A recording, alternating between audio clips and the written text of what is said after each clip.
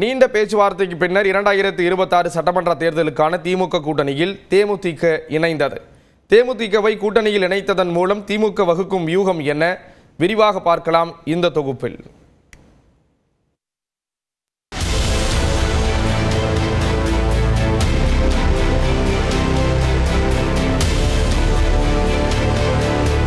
சட்டமன்ற தேர்தல் நெருங்கும் சூழலில் யாரும் எதிர்பாராத நேரத்தில் திமுகவுடன் கூட்டணி அமைத்து தேமுதிக அதிர்ச்சி அடைத்துள்ளது. சென்னை அண்ணா அறிவாலயத்தில் திமுக தலைவரும் முதலமைச்சருமான மு.க. ஸ்டாலினை சந்தித்து தேமுதிக பொதுச் செயலாளர் பிரேமலதா விஜயகாந்த், பொருளாளர் எல்.கே. சுதீஷ் உள்ளிட்டோர் கூட்டணியை உறுதி செய்தனர். இந்த சந்திப்பை தொடர்ந்து செய்தியாளர்களை சந்தித்த பிரேமலதா திமுக கூட்டணியில் இணைந்ததன் காரணத்தை விளக்கினார். எங்கள் கழக மாவட்ட செயலாளர்கள், நிர்வாகிகள், தொண்டர்கள் விருப்பம் இந்த முறை திமுகவுடன் கூட்டணி வைக்க வேண்டும் என்பதுதான். அந்த வகையில் எங்கள் கழகத்தை சேர்ந்தவர்கள் விரும்பிய இந்த கூட்டணியை கேப்டன் இல்லாத இந்த நேரத்தில் அமைஞ்சிருக்கிறது. தமிழ்நாட்டில் கூட்டணி ஆட்சிக்கு வாய்ப்பு உள்ளதா என்ற கேள்விக்கும் பிரேமலதா பதிலளித்தார். எலெக்ஷன் முடியணும், ரிசல்ட் வரணும், அதற்கு பிறகுதான் யார் எவ்வளவு சீட்டு ஜெயிச்சிருக்காங்க என்ன என்பது தெரியும். மக்கள் தீர்ப்பு தான் மகேசன் தீர்ப்பு. எனவே அதற்கு பிறகு முடிவெடுக்க வேண்டிய விஷயம். அதனால் இப்ப அதை பத்தி பேசுறது. மேலும் தேமுதிகவுக்கு மாநிலங்களவை சீட் வழங்குவது குறித்து முதல்வர் அறிவிப்பார் எனவும் பிரேமலதா கூறினார். இதனிடையே விஜயகாந்த் உருவாக்கிய தேமுதிக மதசார்பற்ற முற்போக்கு கூட்டணியில் இணைந்திருப்பது பெருமகிழ்ச்சி அளிப்பதாக முதலமைச்சர் மு.க. ஸ்டாலின் தெரிவித்தார். தனது எக்ஸ் பக்கத்தில் கருப்பு சிவப்பு கொடியில் தாங்கியிருக்கும் தங்களது நல்வரவு மற்றும் நல்உறவு தமிழ்நாட்டின் உயர்வுக்கு பங்களிக்கட்டும் என முதல்வர் குறிப்பிட்டார்.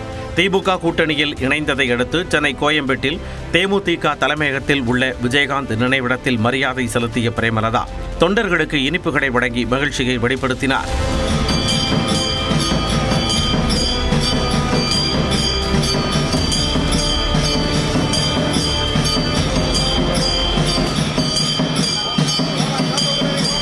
தொடர்ந்து செய்தியாளர்களை சந்தித்த அவர் தேமுதிக திமுக இடையிலான கூட்டணி குறித்து வர்ணித்து பேசினார். 10 வருஷம் கழிஞ்சு பழம் நழுவி தேன் கலந்த பாலில் இந்த முறை விழுந்திருக்கிறது. அது மட்டும் இல்லை, இது எல்லோரும் வரவேற்கின்ற ஒரு கூட்டணி. திமுக கூட்டணியில் இணைந்ததை விருத்தாச்சலம், கடலூர், மதுரை உள்ளிட்ட பல்வேறு இடங்களில் தேமுதிக தொண்டர்கள் கொண்டாடி மகிழ்ந்தனர்.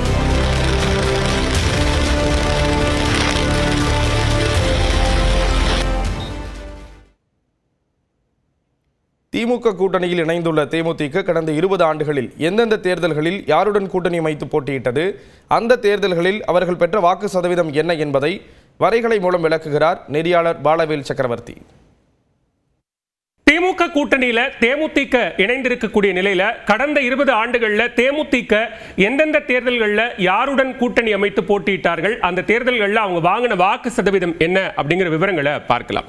2006 சட்டப்பேரவை தேர்தலில் தேமுதிக தனித்து போட்டியிட்டாங்க. 232 தொகுதிகளில் போட்டியிட்ட நிலையில ஒரு தொகுதியில் கூட வெற்றி பெறல. ஆனா அவங்க வாங்கின வாக்கு சதவீதம் 8.45%. 2006 மக்களவை தேர்தலையும் தனித்து தான் போட்டியிட்டாங்க. 40 தொகுதிகளிலும் போட்டியிட்ட நிலையில எந்த தொகுதிகளிலும் வெற்றி பெறவில்லை. வாங்கிய வாக்கு சதவீதம் 10.9%.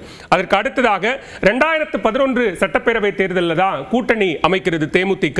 அதிமுகவுடன் கூட்டணி அமைத்து 41 தொகுதிகளில் போட்டியிட்ட நிலையில 29 தொகுதிகளில் தேமுதிக வெற்றி பெற்றது. 7.9% வாக்குகளை பெற்ற நிலையில பிரதான எதிர்க்கட்சியாக தேமுதிக மாறியது. அப்புறம் 2014 மக்களவை தேர்தலில் என்டிஏ கூட்டணியில தேமுதிக இணைந்து போட்டியிட்டது. 14 மக்களவை தொகுதிகளில் போட்டியிட்ட நிலையில எந்த இடத்திலும் வெற்றி பெறவில்லை. வாக்கு சதவீதம் 5.9% இருந்தது. இதற்கு அடுத்ததாக 2016 சட்டமன்ற தேர்தல் மக்கள் நல கூட்டணி என்கிற ஒரு கூட்டணி அப்பதான் உருவாச்சு. அந்த தேர்தலில் தான் திமுகவோடு வருவார்கள் என்று எதிர்பார்க்கப்பட்ட ஒரு முக்கியமான தேர்தல். அந்த மக்கள் நல கூட்டணியில விஜயகாந்த் முதலமைச்சர் வேட்பாளராக முன்னிறுத்தப்பட்டார். 104 சட்டப்பேரவை தொகுதிகளில் தேமுதிக போட்டியிட்ட நிலையில ஒரு இடம் கூட வெற்றி பெறவில்லை. வாங்கிய வாக்குகள் 2.41%. 2019 மக்களவை தேர்தலில் மறுபடியும் என்டிஏ கூட்டணியில் தேமுதிக இடம்பெற்றது. 4 இடங்களில் போட்டியிட்ட நிலையில் ஒரு இடத்திலும் வெற்றி பெறவில்லை. வாங்கிய வாக்குகள் 2.14%. ஸோ தேமுதிகவினுடைய அதற்கு அடுத்ததாக 2021 கூட எதிர்பார்க்கப்பட்ட ஒரு தேர்தல். ஆனால் அந்த முறை அவங்க திமுக அதிமுக அப்படிங்கிற 2 பிரதான கட்சிகளுடன் கூட்டணிக்கு போகாம அமமுகவோடு கூட்டணி சேர்ந்தாங்க. 60 சட்டமன்ற தொகுதிகளில் போட்டியிட்ட நிலையில் ஒரு இடத்தில் கூட வெற்றி பெறவில்லை. வாங்கிய வாக்கு சதவீதம் 0.43%. வாக்கு சதவீதம் கடுமையா டெக்லைன் ஆச்சு. 2024 மக்களவை தேர்தலில் தான் அதிமுகவோடு மீண்டும் கூட்டணி என்பதை தேமுதிக அமைத்தது. 5 மக்களவை தொகுதிகளில் போட்டியிட்ட நிலையில் எந்த தொகுதிகளிலும் வெற்றி பெறவில்லை. மாறாக வாங்கிய வாக்கு சதவீதம் 2.59%. இந்த முறை 2026 சட்டமன்ற தேர்தலில் திமுகவோடு கூட்டணி அமைத்திருக்கிறது. தேர்தலுக்கு முன்னதாக மாநில அரசுகள் அறிவிக்கும் பொறுப்பற்ற இலவசங்கள் நாட்டின் பொருளாதார வளர்ச்சியை பாதிக்கும் என்று உச்சநீதிமன்றம் எச்சரித்திருக்கிறது. மத்திய அரசின் புதிய மின்சார சட்ட விதி 23 படி ஒரு மின் வாரியத்தின் ஆண்டு வருவாய்க்கும் அதன் செலவுக்கும் இடையே எந்த இடைவெளியும் இருக்கக்கூடாது. அதாவது நஷ்டத்தில் இயங்கக்கூடாது. இந்த சட்ட விதியை எதிர்த்து தமிழ்நாடு அரசு சார்பில் உச்சநீதிமன்றத்தில் மனு தாக்கல் செய்யப்பட்டிருந்தது. இந்த மனு மீதான விசாரணை தலைமை நீதிபதி சூரியகாந்த் அமர்வுக்கு வந்தது. தமிழ்நாடு அரசு சார்பில் மூத்த வழக்கறிஞர்கள் பி. வில்சன் மற்றும் சுப்பிரமணியன் ஆகியோர் ஆஜராகினர். மத்திய அரசின் இந்த விதிகளால் மாநில அரசுகளுக்கு வருவாய் இழப்பு ஏற்படுவதாக அவர்கள் வாதிட்டனர். அப்பொழுது இலவசங்கள் மற்றும் மானியங்கள் குறித்து நீதிபதிகள் தங்கள் அதிருப்தியை வெளிப்படுத்தினர். தேர்தலுக்கு முன்னதாக மாநில அரசுகள் அறிவிக்கும் பொறுப்பற்ற இலவசங்கள் நாட்டின் பொருளாதார வளர்ச்சியை பாதிக்கும் என்று கூறினர். தொடர் பண உதவி, இலவச மின்சாரம் மற்றும் பிற வசதிகளை வழங்கினால் அதன் சுமையை இறுதியில் யார் சுமப்பார்கள் என வினவிய நீதிபதிகள் அந்த பாரமும் வரி செலுத்தும் மக்களின் தலையில்தான் விடும் என்று அதிருப்தி தெரிவித்தனர். திடீரென எவ்வித நிதி திட்டமிடலும் இன்றி இலவச மின்சார திட்டங்களை அறிவிப்பது ஏன் என தமிழ்நாடு அரசுக்கு நீதிபதிகள் கேள்வி எழுப்பினர். திடீர் இலவச திட்டத்தால் மின் விநியோக நிறுவனங்கள் வரவு செலவு கணக்குகளை சரி செய்ய முடியாமல் திணறுவதையும் நீதிமன்றம் சுட்டிக்காட்டியது.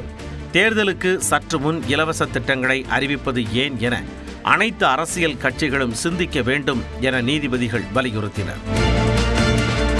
மாநிலங்கள் ஏற்கனவே வருவாய் பற்றாக்குறையில் இருக்கும் பொழுது இதுபோன்ற திட்டங்கள் மாநிலத்தின் வளர்ச்சிக்காக பயன்படுத்தப்பட வேண்டிய நிதியை விழுங்கிவிடுவதாக அதிருப்தி தெரிவித்தனர்.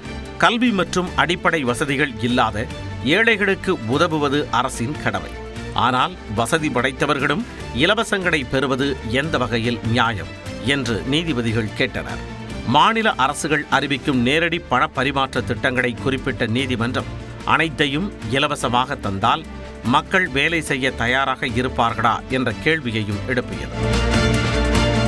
வாக்குகளை பெறுவதற்காக நிதி நிலைமையை கணக்கில் கொள்ளாமல் இலவசங்களை அறிவிக்கும் கலாச்சாரம் மாற வேண்டும் என்றும் இது நாட்டின் ஒட்டுமொத்த பொருளாதார நிலைத்தன்மையை சீர்குலைக்கும் என்றும் நீதிபதிகள் எச்சரிக்கை விடுத்தனர். தமிழ்நாடு அரசின் இந்த மனு குறித்து மத்திய அரசு பதிலளிக்க உத்தரவிட்டு அடுத்த கட்ட விசாரணையை தலைமை நீதிபதி அமர்வு தள்ளி வைத்தது. தொடர்ந்து ஒரு நிமிட செய்திகளை பார்க்கலாம். திமுக கூட்டணியில் இணைந்துள்ள தேமுதிகவிற்கு 10 சட்டமன்ற தொகுதிகள் மற்றும் ஒரு மாநிலங்களவை சீட் ஒதுக்கப்படக்கூடும் என்று தகவல் வெளியாகியுள்ளது. கடந்த மக்களவைத் தேர்தலில் அதிமுக கூட்டணியில் இடம்பெற்றிருந்த தேமுதிக எதிர்வரும் சட்டமன்ற தேர்தலில் யாருடன் கூட்டணி அமைக்கும் என்று எதிர்பார்ப்பு எழுந்து வந்த நிலையில் திமுகவுடனான கூட்டணியை உறுதி செய்துள்ளது. கூட்டணியில் தேமுதிகவை இணைத்தால் கூடுதலாக 31 தொகுதிகள் வரை திமுக கூட்டணிக்கு வெற்றி வாய்ப்பு இருப்பதாக கிடைத்த தகவலை அடுத்தே இந்த இணைப்பு நடந்ததாக தகவல் வெளியாகியுள்ளது. தனியார் நிறுவனம் நடத்திய சர்வே வெளியான தகவலை அடுத்து சபரிசன் மற்றும் அமைச்சர் ஏவாவேலு இணைந்து தேமுதிகவுடன் பேச்சுவார்த்தை நடத்தி கூட்டணியை உறுதி செய்ததாக கூறப்படுகிறது. தேமுதிகவிற்கு 10 சட்டமன்ற தொகுதிகள் மற்றும் ஒரு மாநிலங்களவை பதவி என்ற அடிப்படையில் பேச்சுவார்த்தை இறுதி செய்யப்பட்டிருப்பதாகவும் தெரிகிறது. கூட்டணி கட்சி தலைவர்களிடமும் தேமுதிக கூட்டணியில் இணைந்தால் தொகுதிகள் எண்ணிக்கையை குறைத்துக் கொள்ள வேண்டும் என திமுக தலைமை ஏற்கனவே கூறியிருந்ததாகவும் தகவல்கள் தெரிவிக்கின்றன. விஜயகாந்த் உருவாக்கிய தேமுதிக மதச்சார்பற்ற முற்போக்கு கூட்டணியில் இணைந்திருப்பது பெருமகிழ்ச்சி அளிப்பதாக முதலமைச்சர் மு.க.ஸ்டாலின் தெரிவித்துள்ளார். எக்ஸ் பக்கத்தில் பதிவிட்டுள்ள அவர், கருப்பு சிவப்பை கொடியில் தாங்கியிருக்கும் தங்களது நல்வரவு மற்றும் நல்லுறவு தொடர்ந்து தமிழ்நாட்டின் உயர்வுக்கு பங்களிக்கட்டும் என்று குறிப்பிட்டுள்ளார். இதேபோன்று திமுக கூட்டணியில் தேமுதிக இணைந்து வலுவான கூட்டணியை அமைத்திருப்பது தமிழ்நாட்டு அரசியலில் ஒரு முக்கியமான முன்னேற்றம் என்று பதிவிட்டுள்ள தமிழ்நாடு காங்கிரஸ் கமிட்டி தலைவர் செல்வ பெருந்தகை, மாநிலத்தின் வளமான எதிர்காலத்தை கருத்தில் கொண்டு அமைக்கப்பட்ட இந்த கூட்டணி உறுதியாக வெற்றி பெறும் என்று தெரிவித்துள்ளார். தேமுதிகவின் வருகை மேலும் ஊக்கமளிப்பதாக மதிமுக பொதுச் செயலாளர் வைகோ தெரிவித்துள்ளார். திமுக கூட்டணி ஏற்கனவே பலமாகத்தான் இருக்கிறது. இச்சூழலில் தேமுதிக வந்திருப்பது அது இன்னும் அதற்கு ஒரு வகையில் ஊக்கமளிப்பதாகத்தான் அமையும். திமுக கூட்டணியில் தேமுதிக இணைந்திருப்பது பெருமகிழ்ச்சி அளிப்பதாக தெரிவித்துள்ள விசிக தலைவர் திருமாவளவன், திமுக கூட்டணி உடையும் என்றவர்களின் கனவில் மண் விழுந்ததாக விமர்சித்துள்ளார். இந்த நிலையில் திமுகவுடன் தேமுதிக கூட்டணி வைத்ததை விஜயகாந்தின் ஆன்மா மன்னிக்காது என்று தமிழ்நாடு பாஜக தனது எக்ஸ் பக்கத்தில் பதிவிட்டுள்ளது. தேமுதிகவிற்கு கொடுமைகளையும் அவமானங்களையும் மட்டுமே திமுக வழங்கி வந்ததாக தமிழ்நாடு பாஜக குறிப்பிட்டுள்ளது.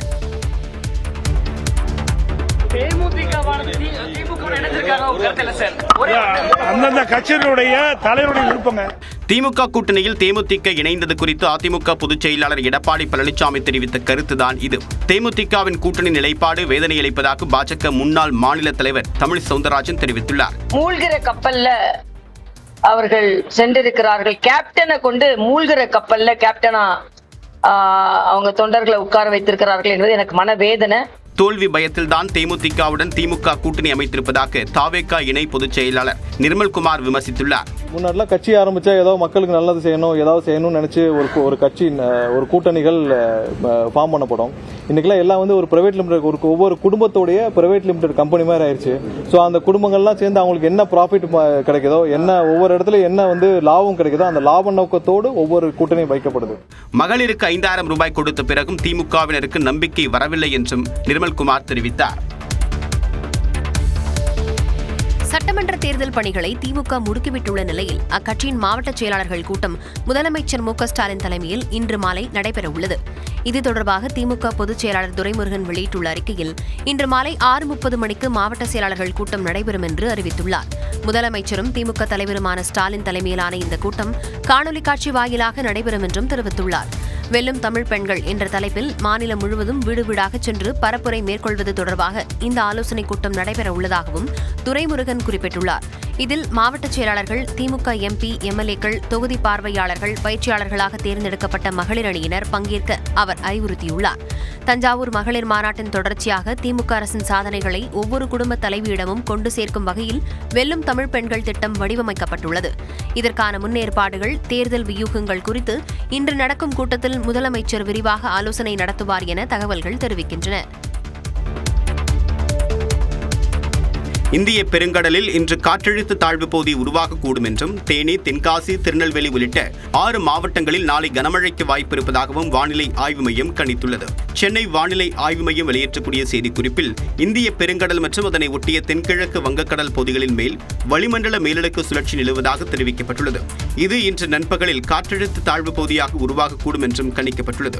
இதன் காரணமாக நாளை கன்னியாகுமரி, நெல்லை, தூத்துக்குடி, தென்காசி, விருதுநகர் மற்றும் தேனி மாவட்டங்களில் இடி, மின்னலுடன் கூடிய கனமழை பெய்யக்கூடும் என்றும் தெரிவிக்கப்பட்டுள்ளது. மேலும் நாளை மறுநாள் திண்டுக்கல், மதுரை மற்றும் தேனி மாவட்டங்களில் இடி, மின்னலுடன் கூடிய கனமழை பெய்யும் என்றும் கணிக்கப்பட்டுள்ளது. சென்னையை பொறுத்தவரை 2 நாட்களுக்கு வானம் ஓரளவு மேகமூட்டத்துடன் காணப்படும் என்றும் அதிகாலை வேளையில் ஒரு சில இடங்களில் லேசான பனிமூட்டம் நிலவும் என்றும் வானிலை மையம் தெரிவித்துள்ளது.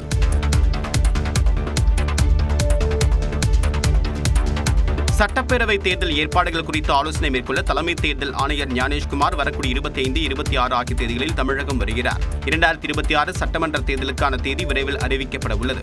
இதை முன்னிட்டு அனைத்து அரசியல் கட்சிகளும் தேர்தலுக்காக தயாராகி வருகின்றன. திமுக தலைமையிலான கூட்டணி, அதிமுக, பாஜக அடங்கிய தேசிய ஜனநாயக கூட்டணி, தமிழக வெற்றிக் கழகம் மற்றும் நாம் தமிழர் கட்சி என்று 4 முனை போட்டி உறுதியாகியுள்ளது. சட்டப்பேரவை தேர்தலுக்கான பணிகளை தேர்தல் ஆணையமும் தீவிரப்படுத்தியுள்ள நிலையில் சட்டமன்ற தேர்தலுக்கான ஏற்பாடுகளை ஆய்வு செய்ய தலைமை தேர்தல் ஆணையர் ஞானேஷ்குமார் வரக்கூடிய 25, 26 ஆகிய தேதிகளில் தமிழ்நாடு வருகிறார். 25ஆம் தேதி சென்னை வரக்கூடிய ஞானேஷ்குமார் தலைமையிலான தேர்தல் ஆணையர்கள் குழு, தமிழ்நாடு தலைமை தேர்தல் அதிகாரி அர்ச்சனா பட்நாயக், அரசியல் கட்சி பிரதிநிதிகள், மாவட்ட ஆட்சியர்கள், காவல்துறை உயர் அதிகாரிகளுடன் தனித்தனியாக ஆலோசனை மேற்கொள்ள உள்ளனர். அதைத் தொடர்ந்து 27ஆம் தேதி புதுச்சேரி செல்லக்கூடிய தலைமை தேர்தல் ஆணையர் அங்கு தேர்தலுக்கான முன்னேற்பாடுகளையும் ஆய்வு செய்ய உள்ளார். இதனைத் தொடர்ந்து சட்டமன்ற தேர்தல் தேதி மார்ச் மாதத்தின் முதல் அல்லது 2வது வாரத்தில் அறிவிக்கப்படலாம் என்றும் எதிர்பார்க்கப்படுகிறது. மகளிருக்கு ஆண்டுதோறும் கோடைகால சிறப்பு நிதி வழங்கப்படும் என சமூக நலன் மற்றும் மகளிர் உரிமைத்துறை அமைச்சர் கீதா ஜீவன் அறிவித்துள்ளார். தமிழ்நாடு சட்டப்பேரவைக்கு தேர்தல் நெருங்கும் சூழலில் அண்மையில் 1,31,00,000 மகளிரின் வங்கிக் கணக்குகளில் பிப்ரவரி, மார்ச், ஏப்ரல் மாத உரிமைத் தொகை 3,000 மற்றும் கோடைகால சிறப்பு நிதி 2,000 என மொத்தம் 5,000 ரூபாய் வரவு வைக்கப்பட்டது. இதனை குறிப்பிட்டு சட்டப்பேரவையில் பேசிய எதிர்க்கட்சித் தலைவர் எடப்பாடி பழனிசாமி, மாநிலத்தின் வருவாய் பற்றாக்குறை இதுவரை இல்லாத அளவில் உயர்ந்துள்ளதாகவும், உண்மைக்கு புறம்பான கருத்தை சொல்லி மகளிரின் வங்கிக் கணக்கில் 5,000 ரூபாய் வரவு வைக்கப்பட்டது வேடிக்கையாக உள்ளதாகவும் கூறினார். தேர்தல் நெருங்கும் சூழலில் 5,000 ரூபாய் வரவு வைத்ததை அரசியல் பயத்தின் பிம்பமாக பார்ப்பதாகவும் எடப்பாடி பழனிசாமி தெரிவித்தார். இதற்கு பதிலளித்து பேசிய சமூக நலன் மற்றும் மகளிர் உரிமைத்துறை அமைச்சர் கீதா ஜீவன், இனி ஒவ்வொரு ஆண்டும் கோடைகால சிறப்பு தொகை வழங்கப்படும் என்று அறிவித்தார். கோடைகாலம் வரவுள்ளதால் வெயில் காரணமாக ஏற்படும் மருத்துவ செலவுகளுக்கு இந்த நிதி உதவும் என கீதா ஜீவன் தெரிவித்தார். தமிழ்நாடு காவல் உதவி ஆய்வாளர் தேர்வு முடிவுகளை பிப்ரவரி 24ஆம் தேதி வரை வெளியிட மாட்டோம் என தமிழ்நாடு சீருடை பணியாளர் தேர்வாணையம் உயர்நீதிமன்ற மதுரை கிளையில் உறுதியளித்துள்ளது. தென்காசியைச் சேர்ந்தவர்கள் தாக்கல் செய்த மனுவில் 909 உதவி ஆய்வாளர் பணியிடங்களுக்கான தேர்வில் பாடத்திட்டத்தில் இல்லாத வினாக்கள் கேட்கப்பட்டதாக குற்றம் சாட்டி தேர்வை ரத்து செய்ய வேண்டும் என்று கோரப்பட்டிருந்தது. ஏற்கனவே தொழில்நுட்ப கோளாறு காரணமாக தேர்வு முடிவுகள் திரும்ப பெறப்பட்ட நிலையில் இதுகுறித்து விரிவான விளக்கம் அளிக்க தேர்வாணைய தலைவருக்கு நீதிமன்றம் உத்தரவிட்டிருந்தது. நேற்று இந்த வழக்கு மீண்டும் விசாரணைக்கு வந்தபோது பதில் மனு தாக்கல் செய்ய கால அவகாசம் கோரிய அரசு தரப்பு வழக்கறிஞர் பிப்ரவரி 24 வரை முடிவுகள் வெளியிடப்படாது என உறுதியளித்தார். இதையடுத்து நீதிபதி புகழேந்தி வழக்கு விசாரணையை வரும் 24ஆம் தேதிக்கு ஒத்திவைத்தார். திருப்பத்தூர் மாவட்டம் வாணியம்பாடியில் நகை வியாபாரியை அட்டை கத்தியை காட்டி மிரட்டி 1 கோடி ரூபாய் மதிப்பிலான 39 கிலோ வெள்ளிப் பொருட்களை கொள்ளையடித்த கும்பலை காவல்துறையினர் 24 மணி நேரத்தில் அதிரடியாக கைது செய்தனர். ஆற்காடு பகுதியை சேர்ந்த நகை வியாபாரி தீபக் விற்பனைக்காக காரில் கொண்டு வந்த வெள்ளி நகைகளை ஆம்பூர்பேட்டை பகுதியில் வைத்து 6 பேர் கொண்ட மர்ம கும்பல் மிரட்டி கண்ணிமைக்கும் நேரத்தில் பறித்து சென்றது. தனிப்படை காவலர்கள் சிசிடிவி காட்சிகளை ஆய்வு செய்து வாணியம்பாடியை சேர்ந்த பாபு, நரசிம்மன், அமல்ராஜ் மற்றும் மணி ஆகிய 4 பேரை கைது செய்தனர். இதில் மணி என்பவர் தன்னுடைய வீட்டின் கழிவறை தொட்டி மற்றும் சாணி குவியலில் மறைத்து வைத்திருந்த 39 கிலோ வெள்ளி நகைகளை மீட்கப்பட்டன. கைது செய்யப்பட்டவர்களிடம் SP சியாமலாதேவி நேரில் விசாரணை மேற்கொண்டார். மேலும் தலைமறைவாக உள்ள சங்கர் என்பவரை பிடிக்க தனிப்படை காவலர்கள் தேடி வருகின்றனர்.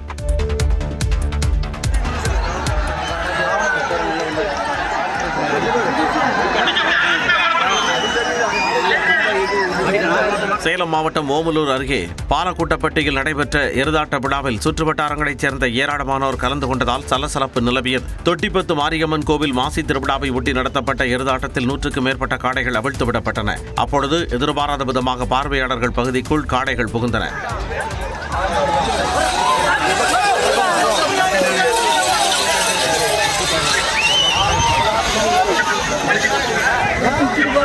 இதில் பாலக்குட்டப்பட்டியைச் சேர்ந்த செந்தில்குமார் என்பவர் மாடு முட்டியதில் படுகாயமடைந்து ஓமலூர் அரசு மருத்துவமனையில் சிகிச்சை பலனின்றி உயிரிழந்தார். மேலும் குமரேசன் என்பவருக்கு கால் முறிவு ஏற்பட்ட நிலையில் மணிகண்டன், மூர்த்தி உள்ளிட்ட 10க்கும் மேற்பட்டோர் படுகாயமடைந்தனர். அவர்கள் சேலம் அரசு மருத்துவமனை மற்றும் தனியார் மருத்துவமனைகளில் சிகிச்சைக்காக அனுமதிக்கப்பட்டுள்ளனர். இந்த சம்பவம் குறித்து காவல்துறையினர் விசாரணை மேற்கொண்டுள்ளனர்.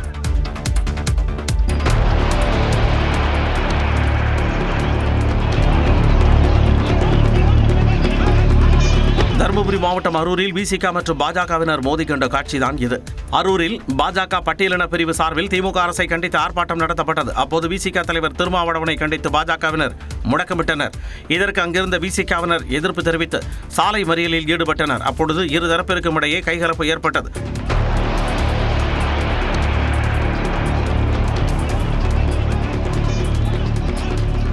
இதனிடையே தென்காசியில் தங்க நகை விற்பனை தொடர்பாக முன்விரோதம் காரணமாக இரு கடை உரிமையாளர்களிடையே ஏற்பட்ட மோதல் பரபரப்பை ஏற்படுத்தியுள்ளது.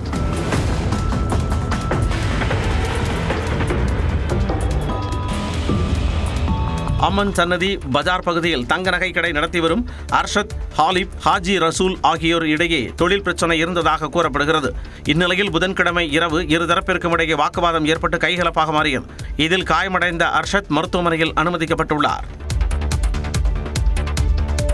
அடுத்த 7 ஆண்டுகளில் செயற்கை நுண்ணறிவு தொழில்நுட்பத்தில் 10 லட்சம் கோடி ரூபாயை முதலீடு செய்ய ஜியோ ரிலையன்ஸ் உறுதி பூண்டுள்ளதாக ரிலையன்ஸ் குழும தலைவர் முகேஷ் அம்பானி அறிவித்தார். டெல்லியில் நடைபெற்று வரும் உலக ஏஐ உச்சி மாநாட்டில் அவர் கலந்து கொண்டார். அப்போது பேசிய அவர், இந்தியாவின் தொழில்நுட்ப வரலாற்றில் இந்த மாநாடு முக்கியமான தருணம் என்றார். மேலும் ஏஐ என்பது நவீன காலத்தின் அக்ஷய பாத்திரம் என்றும் அவர் பேசினார். AI offers limitless augmentation in knowledge, efficiency and productivity. We are only at the dawn of this era. The best of AI is yet to come. இணைய வசதியில் பெரிய மாற்றத்தை கொண்டு வந்தது போல ஏஐ வளர்ச்சியிலும் ஜியோ பெரும் பங்காற்றும் என்றார். With over 500 million loyal subscribers, was privileged to play a leading role in this transformation across broadband, 4G, 5G and home connectivity. With equal humility, I would like to announce that Jio will play an even bigger role in India's AI transformation. 21ஆம் நூற்றாண்டில் உலகின் மிகப்பெரிய AI சக்திகளில் ஒன்றாக India உருவெடுக்கும் என்றும் அவர் நம்பிக்கை தெரிவித்தார். சபரிமலை கோவிலில் தங்கம் திருடு போன வழக்கு விசாரணையின் இறுதி அறிக்கை மார்ச் 31ஆம் தேதிக்குள் சமர்ப்பிக்கப்படும் என்று சிறப்பு புலனாய்வு குழு கேரள உயர்நீதிமன்றத்தில் தெரிவித்துள்ளது. சபரிமலை ஐயப்பன் கோவிலில் துவார பாலகர் சிலை தங்கம் மற்றும் கருவறை வாசல் நிலை தங்கம் கொள்ளை தொடர்பான வழக்கு குறித்து சிறப்பு புலனாய்வு குழு விசாரித்து வருகிறது. இந்த வழக்கு உயர்நீதிமன்றத்தில் மீண்டும் விசாரணைக்கு வந்தது. அப்போது சிறப்பு புலனாய்வு குழு தரப்பில் ஆஜரான வழக்கறிஞர் தங்கம் திருட்டு வழக்கு விசாரணையின் ஒரு பகுதியாக சிறப்பு புலனாய்வு குழு சேகரித்த 36 மாதிரிகள் கொல்லம் விசாரணை ஆணையர் முன்பாக சமர்ப்பிக்கப்பட்டிருப்பதாக தெரிவித்தார். அவற்றை அறிவியல் பூர்வமாக சோதனைக்காக ஜாம்ஷெட்பூரில் உள்ள தேசிய உலோகவியல் ஆய்வகத்திற்கு கொண்டு செல்ல திட்டமிட்டிருப்பதாகவும் அவற்றை கட்டணமின்றி பகுப்பாய்வு செய்து தருவதாக தேசிய உலோகவியல் ஆய்வகம் உறுதியளித்திருப்பதாகவும் தெரிவித்தார். அதைத் தொடர்ந்து விசாரணை இறுதி அறிக்கை மார்ச் 31ஆம் தேதிக்குள் சமர்ப்பிக்கப்படும் என்று கூறினார். மேலும் குற்றம் சாட்டப்பட்ட சில நபர்கள் பயன்படுத்தியதாக கூறப்படக்கூடிய தொலைபேசி தொடர்புகள் குறித்து செல்போன் சேவை வழங்குபவர்களிடம் அழைப்பு தரவு பதிவுகளை பெறுவதற்கான முயற்சிகள் நடைபெற்று வருவதாகவும் சிறப்பு விசாரணை குழு தரப்பில் முறையிடப்பட்டது. இதனை ஏற்றுக்கொண்ட நீதிபதிகள் சபரிமலை கோவிலில் சேகரித்த மாதிரிகளை தேசிய உலோகவியல் ஆய்வகத்திற்கு அனுப்ப உத்தரவிட்டு விசாரணையை மார்ச் 26ஆம் தேதிக்கு ஒத்திவைத்தனர். அசாம் மாநிலத்தில் ஆளும் பாஜக அரசுக்கு எதிராக 20 குற்றச்சாட்டுகள் அடங்கிய குற்றப்பத்திரிகையை காங்கிரஸ் பொதுச் செயலாளர் பிரியங்கா காந்தி வெளியிட்டார். 126 உறுப்பினர்களை கொண்ட அசாம் சட்டப்பேரவைக்கு விரைவில் தேர்தல் நடைபெறவுள்ளது. இதை முன்னிட்டு ஆளும் பாஜக மற்றும் காங்கிரஸ் கட்சிகள் தேர்தல் பணியில் தீவிரமாக ஈடுபட்டுள்ளன. முதலமைச்சர் ஹிமந்த் பிஸ்வா சர்மா அரசு நிர்வாக சீர்கேடு குறித்து காங்கிரஸ் எம்பி பிரத்யுக் போர்டோலோய் தலைமையிலான குழு விசாரித்து கட்சி தலைமையிடம் அறிக்கை தாக்கல் செய்தது. இந்நிலையில் காங்கிரஸ் பொதுச் செயலாளரும் அசாம் மாநிலத்திற்கான கட்சி வேட்பாளர்கள் தேர்வுக்குழு தலைவருமான பிரியங்கா காந்தி 2 நாட்கள் பயணமாக நேற்று கவுஹாத்தி வந்தார். பிறகு செய்தியாளர்கள் சந்தித்தவர் பாஜக அரசுக்கு எதிரான காங்கிரசின் குற்றப்பத்திரிகையை வெளியிட்டார். இதில் 20 குற்றச்சாட்டுகள் இடம்பெற்றுள்ளன. பாஜக ஆட்சியில் மாநிலம் முழுவதுமாக ஊழல் தலைவிரித்து ஆடுவதாகவும் முதலமைச்சர் ஹிமந்த் பிஸ்வா சர்மா மற்றும் அவருக்கு நெருக்கமான அமைச்சர்கள் அவர்களின் குடும்பத்தினர் சட்டவிரோதமாக சொத்து குவித்திருப்பதாகவும் அந்த குற்றப்பத்திரிகையில் தெரிவிக்கப்பட்டுள்ளது. T20 உலகக்கோப்பை கிரிக்கெட் தொடரில் ஆஸ்திரேலியாவை வீழ்த்தி மலைக்க வைத்த ஜிம்பாப்வே அணி இலங்கைக்கும் அதிர்ச்சி தோல்வியை தந்து புள்ளிப்பட்டியலில் முதலிடம் பிடித்தது. முதலில் பேட்டிங் செய்த இலங்கை அணி 178 ரன்கள் குவித்தது. கடினமான இலக்கை துரத்திய ஜிம்பாப்வே அணிக்கு பிரையன் பென்னட் ஆட்டமிழக்காமல் 63 ரன்கள் விளாசி வலுவான அடித்தளம் அமைத்தார். கேப்டன் சிக்கந்தர் ராசா 45 ரன்கள் எடுத்து அதிரடி காட்ட ஜிம்பாப்வே அணி கடைசி ஓவரில் திரில் வெற்றி பெற்றது. கோப்பையை வெல்லும் என்று கணிக்கப்பட்டுள்ள அணிகளில் ஒன்றான இலங்கையையும் வீழ்த்தி ஜிம்பாப்வே அணி புள்ளிப்பட்டியலில் முதலிடத்தை பிடித்து அசத்தியுள்ளது. தகுதி சுற்று மூலம் போட்டிக்குள் நுழைந்து சூப்பர் 8 சுற்றுக்கு நுழைந்த ஒரே அணி என்ற பெருமையையும் ஜிம்பாப்வே அணி பெற்றுள்ளது. முன்னதாக கொல்கத்தாவில் நடந்த இத்தாலிக்கு எதிரான போட்டியில் மேற்கிந்திய தீவுகள் அணியின் கேப்டன் ஷாய் ஹோப் ருத்ர தாண்டவம் ஆடினார். வெறும் 28 பந்துகளில் அரை சதம் கடந்த அவர் மொத்தம் 75 ரன்கள் குவித்தார். இவரது அதிரடியால் மேற்கிந்திய தீவுகள் அணி 42 ரன்கள் வித்தியாசத்தில் வென்று ஜிம்பாப்வேயை போல் தோல்வியே சந்திக்காமல் சூப்பர் 8 சுற்றுக்கு முன்னேறியுள்ளது. சென்னையில் நடைபெற்ற லீக் போட்டியில் கனடாவுக்கு எதிராக ஆப்கானிஸ்தான் 82 ரன்கள் வித்தியாசத்தில் அபார வெற்றி பெற்றது. ஆப்கானிஸ்தான் அணி 200 ரன்கள் குவித்த நிலையில் அவர்களின் சுழற்பந்து வீச்சை சமாளிக்க முடியாமல் 118 ரன்களுக்கு சுருண்டது கனடா. தொடர்ந்து எக்ஸ்பிரஸ் 18 செய்திகளை பார்க்கலாம். சிவகாசியில் செய்தியாளர்களிடம் பேசிய காங்கிரஸ் எம்பி மாணிக்கம் தாக்கூர் திமுக கூட்டணியில் தேமுதிக இணைந்தது மகிழ்ச்சி என்றார். தேமுதிக உள்ள வந்தனால காங்கிரஸ் வெளியே போயிடும் ஒரு கருத்து அப்படி வரும். இது பொய்யான கருத்து நினைக்கிறேன். எங்களுடைய உறவு என்பது நீண்டகால உறவு. திமுக காங்கிரஸ் இடையிலான உறவு என்பது நீண்டகால உறவு என்றும் மாணிக்கம் தாக்கூர் தெரிவித்தார். தேமுதிக செய்தி தொடர்பாளரும் நடிகருமான மீசை ராஜேந்திரனின் மகளின் திருமண வரவேற்பு நிகழ்ச்சியில் முதலமைச்சர் மு.க. ஸ்டாலின் கலந்து கொண்டு மணமக்களை வாழ்த்தினார். சென்னை கிழக்கு கடற்கரை சாலையில் நடைபெற்ற விழாவில் உறவினர்கள், திரையுலக பிரபலங்கள், அரசியல் கட்சி நிர்வாகிகள் கலந்து கொண்டனர்.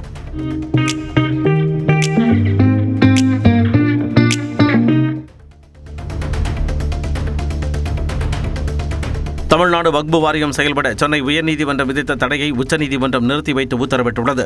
மத்திய அரசின் ஒருங்கிணைந்த வக்பு மேலாண்மை சட்டத்தை முறையாக பின்பற்றாமல் தமிழ்நாடு வக்பு வாரியத்திற்கு உறுப்பினர்கள் நியமனம் செய்யப்பட்டதாக கூறி தொடரப்பட்ட வழக்கை விசாரித்த சென்னை உயர்நீதிமன்றம் தமிழ்நாடு வக்பு வாரியம் செயல்பட இடைக்கால தடை விதித்து உத்தரவிட்டது.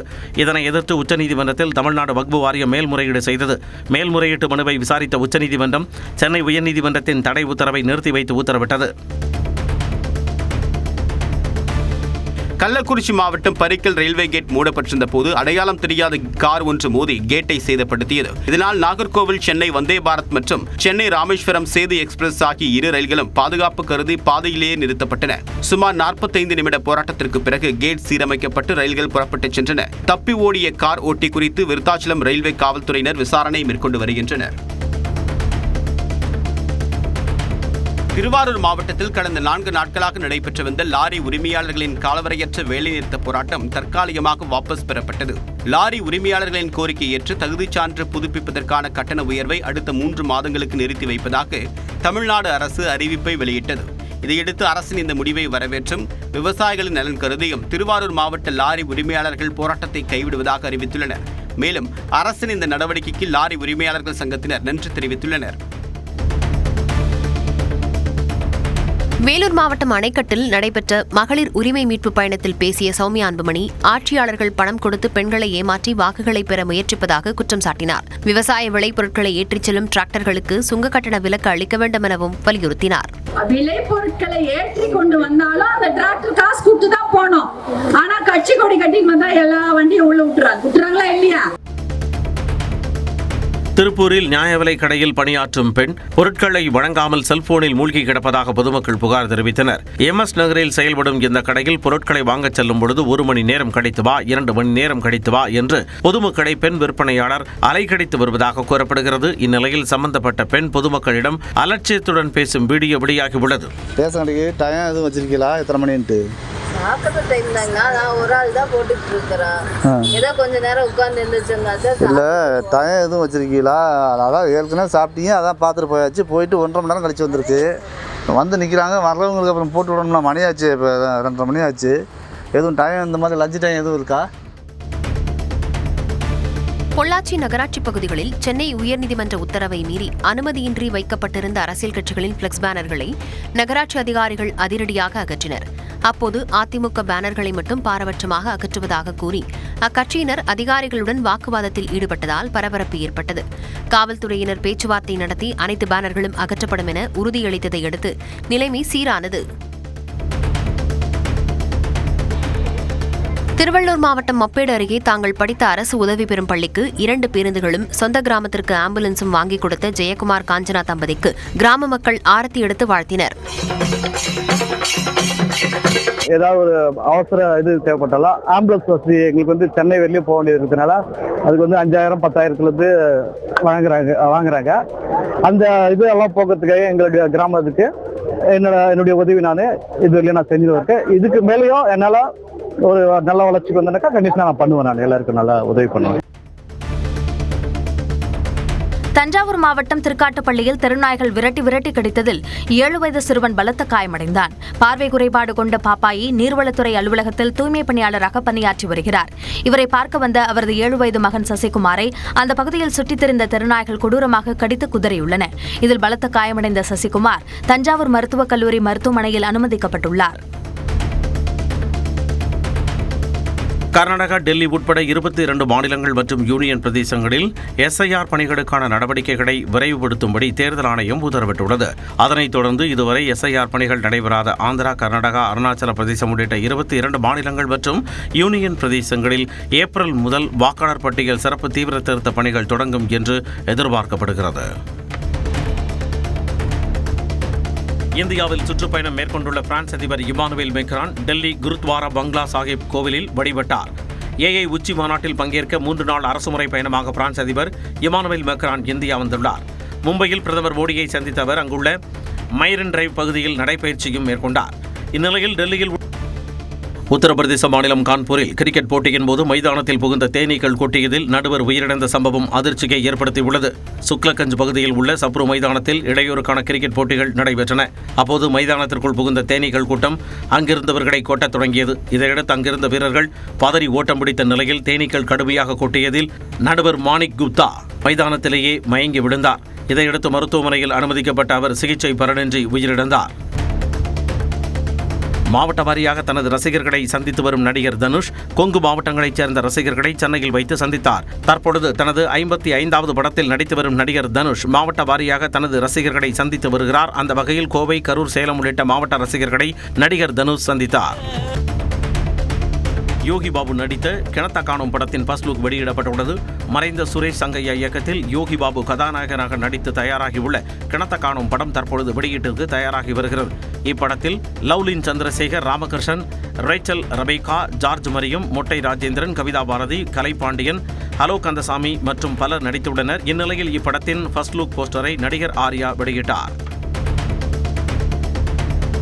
ஐஸ்வர்யா ராஜேஷ், விக்ராந்த் நடிப்பில் உருவாக உள்ள அண்டர் 18 படத்தின் ஃபர்ஸ்ட் லுக் போஸ்டரை இயக்குனர் வெற்றிமாறன் வெளியிட்டார். இயக்குனர் வெற்றிமாறனிடம் இணை இயக்குநராக பணியாற்றிய கார்த்திக் பெருமாள் சாமி இயக்கத்தில் உருவாகும் படம் அண்டர் 18. சாம் CS இசையமைக்க உள்ள இந்த படத்தில் ஐஸ்வர்யா ராஜேஷ், விக்ராந்த் மற்றும் கிஷோர் முக்கிய கதாபாத்திரங்களில் நடிக்க உள்ளனர். இந்த நிலையில் இந்த படத்தின் ஃபர்ஸ்ட் லுக் போஸ்டரை இயக்குனர் வெற்றிமாறன் வெளியிட்டார். விருதுநகர் மாவட்டம் சாத்தூர் அருகே சிப்பிப்பாறை பகுதியில் நிகழ்ச்சி ஒன்றில் பேசிய மதிமுக MP துரை வைகோ அரசியலில் ஒவ்வொரு நாளும் சித்திரவதையை அனுபவிப்பதாக கூறி கண் கலங்கினார். எனக்கெல்லாம் எப்படா விடுவான்னு எனக்கு உண்மை சொல்றேன். ஏன்னா இது ஒரு நல்ல காரியம் பண்ணிட்டு வந்திருக்கு. இந்த நேரத்தில் சொல்றேன், மனம் விட்டு பேச சந்தோஷமா இருக்க அரசியல்ல கிடையாது. ஒவ்வொரு நாளும் சித்திரவதை அனுபவிச்சுட்டு இருக்காங்க. கோவை தனியார் கல்லூரிகளில் மாணவர்களுக்கு வழங்கப்படும் உணவின் தரம் குறித்து ஆய்வு மேற்கொள்ள வேண்டும் என வலியுறுத்தி ஆட்சியர் அலுவலகம் முன்பு இந்திய மாணவர் சங்கத்தினர் ஆர்ப்பாட்டத்தில் ஈடுபட்டனர். கடந்த 2 மாத கால இடைவெளியில் தனியார் கல்லூரிகளில் பயிலும் விடுதி மாணவர்கள் உணவு ஒவ்வாமையால் உடல்நலம் பாதிக்கப்பட்டிருந்ததாக கூறப்படுகிறது. இந்த நிலையில் கோவையில் தொடர்ச்சியாக இதுபோன்ற தனியார் கல்லூரி விடுதிகளில் தங்கி வரும் மாணவர்கள் உடல் உபாதைக்கு ஆளாவதாகவும் அதிகாரிகள் ஆய்வு மேற்கொள்ள வேண்டும் எனவும் கோரிக்கை விடுத்து போராட்டம் நடைபெற்றது. வேலூர் மாவட்டம் அகரம்ஜேரி பகுதியில் வரும் 23ஆம் தேதி தாவேக தலைவர் விஜய் கலந்து கொள்ளும் மக்கள் சந்திப்பு நிகழ்ச்சிக்கான முன்னேற்பாடு பணிகள் தீவிரமாக நடைபெற்று வருகின்றன. தேர்வு செய்யப்பட்ட 33 ஏக்கர் நிலத்தை சமன் செய்து 5000 பேர் அமரும் வகையில் நாற்காலிகள் மற்றும் பெரிய பந்தல் அமைக்க ஏற்பாடு செய்யப்படுகிறது. இதுவரை நடைபெற்ற கூட்டங்கள் திறந்த வெளியில் நடைபெற்ற நிலையில் இந்த முறை வெயிலை கருத்தில் கொண்டு ஏற்பாடுகள் செய்யப்பட்டுள்ளன. மேல்மலையனூர் அங்காளம்மன் கோவில் திருத்தேர் உற்சவத்தை முன்னிட்டு விழுப்புரம் மாவட்டத்திற்கு வரும் 21ஆம் தேதி உள்ளூர் விடுமுறை அறிவிக்கப்பட்டுள்ளது. 21ஆம் தேதி மாவட்டத்தில் உள்ள அனைத்து அரசு அலுவலகங்கள், கல்வி நிறுவனங்களுக்கும் விடுமுறை அளிக்கப்பட்டுள்ளது. அன்றைய தினம் பள்ளி கல்லூரிகளில் இறுதித் தேர்வு நடத்த தேதி நிர்ணயிக்கப்பட்டிருப்பின் அந்த தேர்வுகள் வழக்கம் போல நடைபெறும் என்றும் ஆட்சியர் ஷேக் அப்துல்லா ரஹ்மான் தெரிவித்துள்ளார். விருதுநகர் மாவட்டம் ராஜபாளையத்தில் வழி தவறி வந்த கன்றுக்குட்டியை தெருநாய்கள் கடித்து குதறிய காட்சி அங்குள்ள CCTV கேமராவில் பதிவாகியுள்ளது. ராம்நகர் முதல் தெருவில் தாய் பசுவுடன் மேய்ச்சலுக்கு சென்ற கன்றுக்குட்டி வழி தவறி நள்ளிரவு 2 மணி அளவில் தனியாக வந்துள்ளது. அப்போது அந்த தெருவில் சுற்றி திரிந்த 8 நாய்கள் கன்றுக்குட்டியை கடித்து குதறின. சத்தம் கேட்டு வந்த பொதுமக்கள் தெருநாய்களை விரட்டி கன்றுக்குட்டியை காப்பாற்றினர். கோவை விமான நிலைய பயணிகளுக்கு மலிவு விலையில் சிற்றுண்டி வழங்கும் வகையில் உதான் யாத்ரி கஃபே விரைவில் திறக்கப்பட உள்ளது. இதில் டீ, வடை, அதிரசம் மற்றும் குடிநீர் ஆகியவை மிக குறைந்த விலையில் விற்பனை செய்யப்படும் என விமான நிலைய இயக்குநர் முகமது ஆரிஃப் தெரிவித்துள்ளார். மேலும் குழந்தைகளுக்கான விளையாட்டுப் பகுதி, நூலகம் மற்றும் கோவை கோரா காட்டன் விற்பனை நிலையங்களையும் மத்திய அமைச்சர்கள் விரைவில் திறந்து வைக்க உள்ளனர். சென்னை உயர்நீதிமன்றத்திற்கு மின்னஞ்சல் மூலம் வெடிகுண்டு மிரட்டல் விடுக்கப்பட்ட சம்பவத்தால் பரபரப்பு ஏற்பட்டது. சைனட் நிரப்பிய 2 RDX குண்டுகள் நீதிமன்றத்தில் வெடிக்கும் என தலைமை பதிவாளருக்கு மின்னஞ்சல் மூலம் கொலை மிரட்டல் விடுக்கப்பட்டுள்ளது. இதனையடுத்து மோப்பநாய் மற்றும் வெடிகுண்டு கண்டறியும் கருவிகள் மூலம் நிபுணர்கள் நீதிமன்றத்தில் சோதனை நடத்தினர். அதன் முடிவில் வெடிகுண்டு மிரட்டல் புரளி என்பது தெரியவந்தது. திருவாரூர் மாவட்டம் மன்னார்குடியில் ஓய்வு பெற்ற ஆசிரியை வீட்டில் 20 சவரன் நகை திருடப்பட்டுள்ளது. 62 வயதான சந்திரகலா கடந்த 4ஆம் தேதி உடல்நலம் பாதிக்கப்பட்ட தனது தந்தை மதனகோபாலுடன் சென்னை சென்றுள்ளார். புதன்கிழமை மாலை பணிப்பெண் வீட்டை சுத்தம் செய்ய திறந்தபோது நகை திருடப்பட்டிருந்தது தெரியவந்தது. நெல்லை மாவட்ட ஆட்சியர் அலுவலகத்திற்குள் பாம்பு புகுந்ததால் ஊழியர்கள் அலறி அடித்து ஓட்டம் பிடித்தனர். தரைத்தளத்தில் உள்ள ஓபிரிவு அலுவலகத்தில் ஊழியர்கள் வழக்கம் போல பணி செய்து கொண்டிருந்தபோது கோப்புகள் அடுக்கி வைக்கும் இடத்தில் இருந்து மேசைக்கு அடியில் 5 அடி நீள பாம்பு ஒன்று சரசரவென ஊர்ந்து சென்றது. இதுகுறித்து தீயணைப்பு வீரர்களுக்கு தகவல் அளிக்கப்பட்ட நிலையில் அவர்கள் வந்து பாம்பை பிடித்துச் சென்றனர். வெயிலின் தாக்கத்தால் தென்காசி மாவட்டத்தில் தர்பூசணி பழங்களின் விற்பனை சூடுபிடித்துள்ளது. கடந்த சில நாட்களாக மாவட்டத்தின் பல்வேறு இடங்களில் வெப்பம் அதிகரித்து காணப்படுகிறது. இந்த நிலையில் வெப்பத்தில் இருந்து தங்களை தற்காத்துக் கொள்ள தர்பூசணி பழங்களை வாங்கி சாப்பிடுவது அதிகரித்துள்ளது. 1 கிலோ தர்பூசணி 30 ரூபாய் வரை விற்பனையாகிறது. தர்பூசணி ஜூஸ், தர்பூசணி பழத்துண்டுகள் 20 ரூபாய்க்கு விற்பனை செய்யப்படுகின்றன. நீலகிரி மாவட்டம் கோத்தகிரி அருகே கொணவக்கரை கிராமத்தில் நள்ளிரவில் புகுந்த ராட்சத கரடி ஒன்று 5க்கும் மேற்பட்ட வீடுகள், ரேஷன் கடை, பேக்கரி உள்ளிட்ட கடைகளின் கதவுகளை உடைத்து உள்ளே நுழைய முயன்றதால் கிராம மக்கள் பீதியடைந்துள்ளனர்.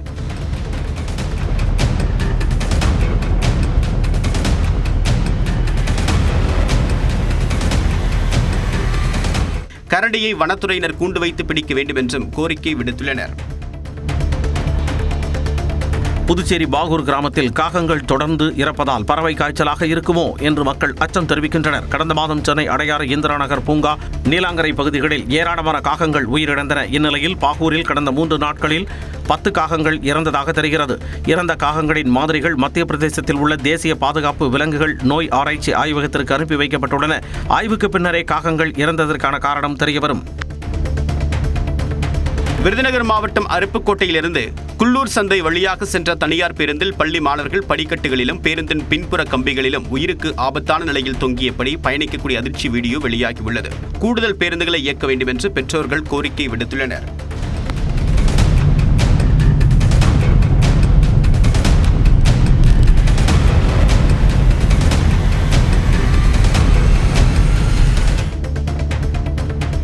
சேலம் மாவட்டம் நங்கவண்டி அருகே குடிநீர் கேட்டு பொதுமக்கள் காலி குடங்களுடன் சாலை மறியலில் ஈடுபட்டனர்.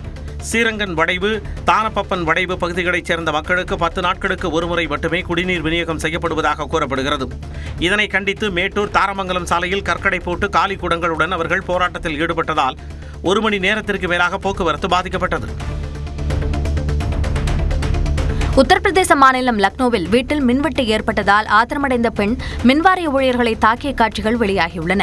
விகாஸ் நகரைச் சேர்ந்த நிதி சர்மா என்பவரின் வீட்டில் மின்வெட்டு ஏற்பட்டதாக கூறப்படுகிறது. இதனால் மின்வாரிய அலுவலகத்திற்கு புகார் அளிக்க சென்ற அவரிடம் கட்டணம் செலுத்தியதற்கான ஆவணங்களை ஊழியர்கள் கேட்டுள்ளனர். இதனால் ஆத்திரமடைந்த அவர் ஊழியர்களை தாக்கியுள்ளார். தாக்குதல் நடத்தும் காட்சிகள் வெளியான நிலையில் மின்வாரிய ஊழியர்கள் அளித்த புகாரின் பேரில் காவலர்கள் வழக்கு பதிவு செய்து விசாரணை நடத்தி வருகின்றனர். किस बात की वीडियो बना रहे हो?